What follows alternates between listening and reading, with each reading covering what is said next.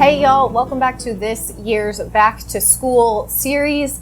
I typically do this series in August, but many of you guys requested that I go ahead and start doing it in July because you typically like to shop for your curriculum earlier as well. And some of y'all like to see what we're using. It might give you some ideas. So I'm going to do things a little bit differently this year because I have this big notebook here where I have written down tons of video ideas that I have, and I really want to incorporate many of these into future content. So what I decided that I think will work best for both me and you is for me to focus this back to school week really heavy on curriculum choices, books, things that we're using this year so that you can get some ideas if you still need them. So I could share about kind of the meat of it, the curriculum that we're using for all of our kids. And then I'm going to start trickling out over the next couple of months the rest of these videos where we talk more about tips and schedules and flows and routines and all the other ideas that I have for videos. I'm going to kind of trickle those out over the coming months. So they'll just sort of melt in with my regular content. So if you're here for garden stuff, home makeover stuff, food stuff, any of that, that's still happening. I'm going to trickle in the homeschooling videos. But this week is back to school week. So it is a week of homeschooling videos. So if you're not into homeschooling, that's okay. Just pass up the videos this week and I'll see you guys back here next week for more regular content. If you are a homeschooling mama, then this week should be very exciting. It's like Christmas in July. That is how I feel. I'm so excited. I have a table full of books in front of me and nothing makes me happier. Nothing makes me happier than a table full of books and curriculum. I love it. Now, don't forget that, of course, every day during our back to school week, there is a giveaway. This is just something that I like to do for you guys. This is from me to you. These giveaways are not sponsored in any way. This is just my way of saying thank you for being here. I love my homeschooling mamas. I love the homeschooling moms that have been around here for a long time. Many of you guys have become like friends to me. I recognize your names. I feel like I know you. We engage on Instagram, and I love the homeschooling community. Particularly here on YouTube. It is one of the places that I feel is the least toxic of all places on YouTube is the homeschooling community. So I like to be able to give back a little bit and reward you for sitting through my videos that are so long and so long-winded. So all the details for every day's giveaway will be in the description box of each video. So if you want to know what's included in today's giveaway and how to enter, just head down to the description box. Everything will be there. Again, it's just a little way that I like to say thank you to you guys and give back to you guys a little bit for all of the support, kindness, encouragement that you have shown me on this channel over the years. We're going to kick off this back to school week. I'm going to share with you guys the curriculum that I am going to be using for my sort of middle kids, as I call them. I sort of do like the bigs, the middles, the littles, because I have 8 children ranging from 9th grade, 14-year-olds, all the way down to, I have a 1-year-old, almost 2, but I'm going to just keep calling him a 1-year-old for as long as I can, and all in between. So what I'm going to talk about today is what I've chosen to use with my 2 4th graders and my 2nd grader. I won't go too much into it, but you guys know that we've got a few kids that have special needs, so we're always kind of ebbing and flowing and trying to figure out what works best for each of our kids, what really grabs their attention, what do they really care about, how can we teach them in a way that they are receptive to the information, and we really try to avoid a lot of busy worksheets for the sake of worksheets, particularly with my middle group of kids. That kind of stuff it doesn't fly.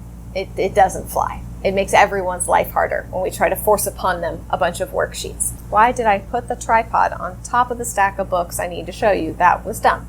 I actually completely changed my plans. I thought we were doing one thing. I kind of got it all squared away, and then I got a little bee in my bonnet, and I'm just going to say that the Lord revealed to me something that made me very excited. I mean, I don't know about all that, but I discovered that a curriculum that I used to use years ago had released a 2nd edition. This curriculum has not been updated or had not been updated for 20 years or something. And it was one that I really enjoyed using with my older girls when they were younger. And then I think as you start to add children and build on and you start looking for more group subjects and things just change. And I kind of put it aside and forgot about it. Not on purpose, but it just happened.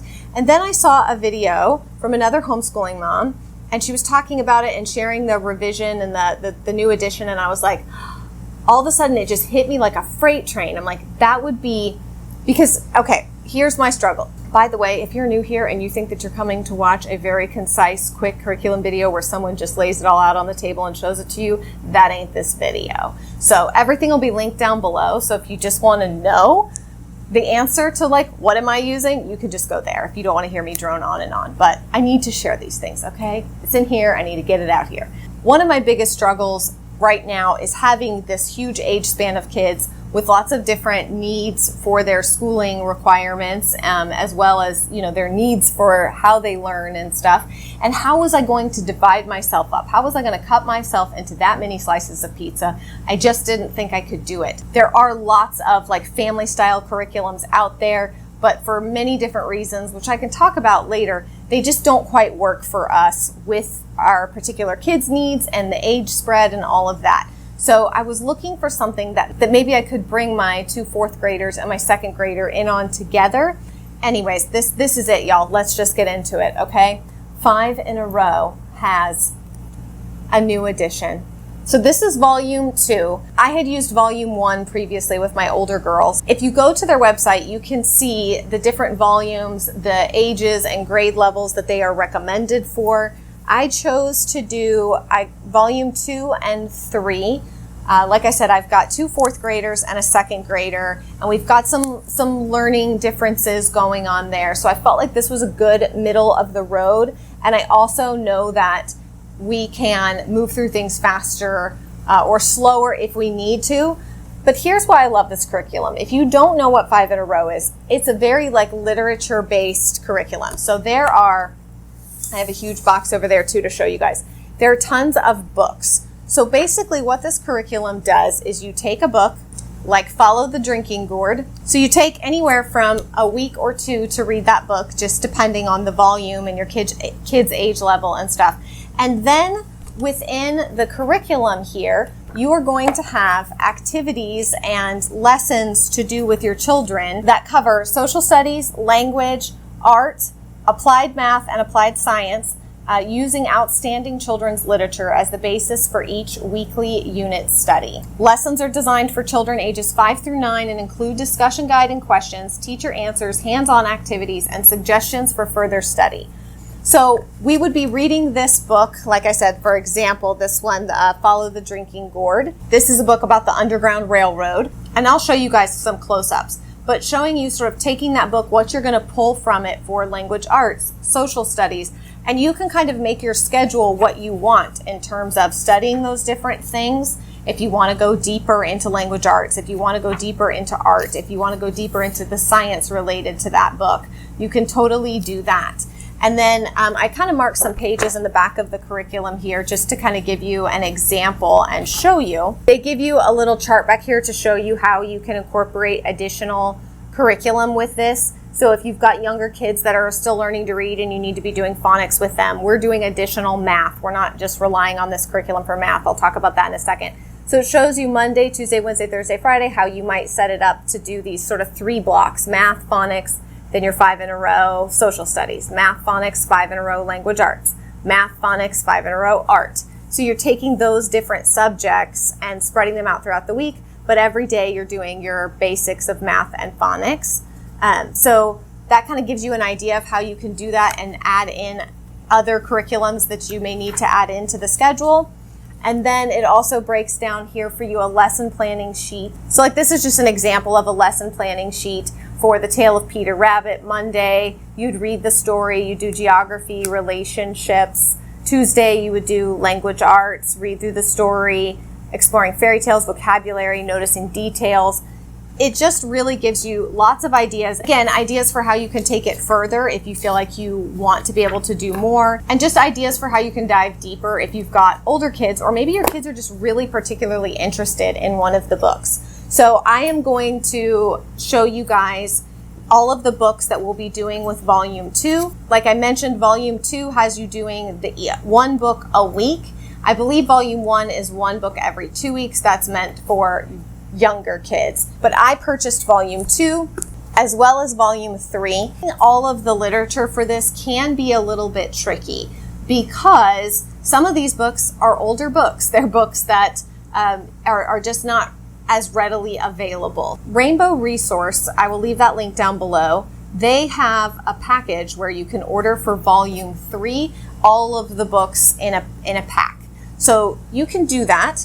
You can also, I ordered from thriftbooks.com, so I was able to get some of the books that are out of print or harder to find on thriftbooks.com. I also ordered some of the books on Amazon. I will leave a link down below to my little Amazon storefront where I will have a section for 5 in a row so you can find the curriculum and the books there. The other option that makes this curriculum so special to me is that if you don't have the financial resources, the space, maybe you're doing an RV trip, maybe you just don't have the space in your house for all these books, you can absolutely check them out from the library. Go once a month, get the next 4 books you're going to need, use them from the library, I said that like library. Take them back, get the next 4 you're going to need.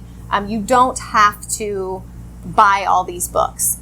If you know me, if you've been around here, you know that I am book obsessed. I love books. I love having books around. I love reading books to my children. I love watching them read books. As someone who grew up, who struggled to learn to read, who was pulled out of school, I was actually pulled out of school to be homeschooled because I could not read, and my mom was fed up with the school not being able to teach me to read.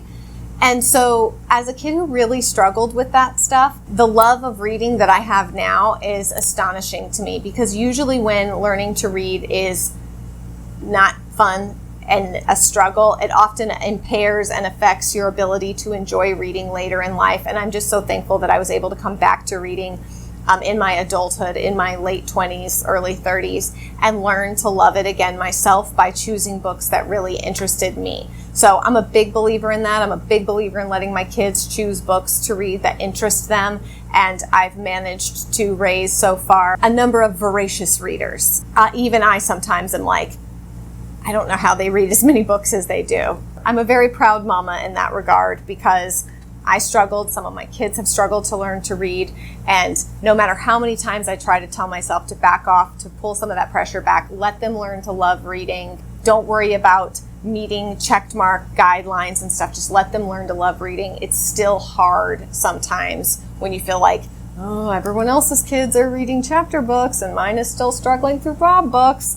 But let me just tell you, moms, I promise I've seen it so many times in my own kids that if you just relax about it and let them learn to love reading and don't make them hate reading, so far it's yet to fail me in creating a child who really truly loves to read and spends a ton of time reading. So that's the 5 in a row stuff. Now, in addition to that, depending on their particular levels, those same 3 children will also be doing The Good and the Beautiful's handwriting. I've got a few of the different levels here. All of my children really love The Good and the Beautiful's handwriting.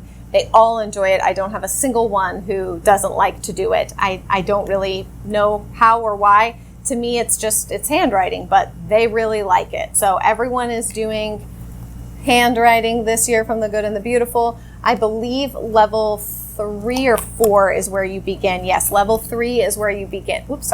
Level 3 is where you begin cursive. So if you feel like your kid is ready to go there, then I believe level 3 is where that starts. Just a friendly reminder that The Good and the Beautiful levels don't match up to grade level. That's not really how it works. Whether it's the language arts curriculum or handwriting, the levels, it's not that level 3 is 3rd grade. Does that make sense? Hopefully that makes sense. You can always go to their website to learn more about that and how all of that works before you choose the levels for your kids. And then right now, my plan for math. So I shared a video earlier sharing the Math K, the new Simply Math from The Good and the Beautiful. I had initially planned on doing something different. I'd initially planned on doing Master Books Math, and I do have the books. So I can do that and switch it if I need to. But the new levels of The Good and the Beautiful Simply Math are going to be released, I think she said, by August 2nd. So we won't be starting back to school before then this year. So I think what I'm going to do is potentially have one of my sons do teaching textbooks because I think that that may help him to have the audio lessons. I'm going to kind of see. We have a family membership for teaching textbooks. We've used them, I feel like, for hundreds of years. I love teaching textbooks so much. But I really want to give the new Simply Good and Beautiful Math a try this year for my middle-aged kids. So I have the Math K curriculum over there, but I'm going to be ordering the other levels, the appropriate levels for my 2 fourth graders and my 2nd grader, the math levels that they're at. And I'm very excited to get those in and see, and I'll keep you guys posted. I really want this year, fingers crossed, to try to do a quarterly update, semester updates, and keep you guys kind of posted more throughout the year. I'm not sure how exactly I wanted to break up these videos, so I will just go ahead and mention that they will also be partaking in some of our family read alouds, which I think maybe I will share that in its own separate video, because I feel like this video has already gotten very long. So I'll probably share more of the family read alouds and some of those in a forthcoming video. But that's it. That's our curriculum choices. It's far simpler than many things we've done in the past, but since moving to the farm this year, one of the things that I have learned is that what I used to do just does not work here. It's not conducive to our lifestyle here. And so what I'm trying to find is a mix of the parts that I really enjoyed back then, the parts that my kids enjoy, and just bringing it all together into something that works for us now in our lifestyle here with the farm and the animals to take care of and the chores we need to do in the morning and things like that. I'm really looking forward to this. And like I said, if all else fails, this is the good thing about some of these younger years and younger grades, is that for the most part, it's not life-shattering or life-altering if things don't work out and you need to make changes. If it doesn't, and we want to go back to science units from the Good and the Beautiful, the Good and the Beautiful history, master books, language arts, the same things that we've done in the years past, if we want to go back to that, we can. I really love the Good and the Beautiful science units, and probably in future years, I will incorporate those in as well with this. As my kids' attention spans get longer and they're able to sit for more, I will probably incorporate some of the Good and Beautiful science units into what we're doing with 5 in a row. But I love literature-based learning. I really do think that it really grabs the attention, particularly of children who just, some kids, their brains just seem to shut down when you show them a worksheet and you put something in front of them and are like, here's what you're doing for language arts. And they kind of just shut down. And I have just found that through life, learning things through life experience, through literature, through good books, engaging stories, it really makes all the difference in grabbing my kids' attention. So I told you guys it was going to be long-winded, but I still feel like I'm being fair because I did put all the curriculum down in the description box. So if you just wanted to see the curriculum and move on with your life, you had that option too. All right, guys, that's it. I'll see you in our next Back to School Week video. Do not forget to enter the giveaway, and I'll see you guys tomorrow for another Back to School Week video. Bye.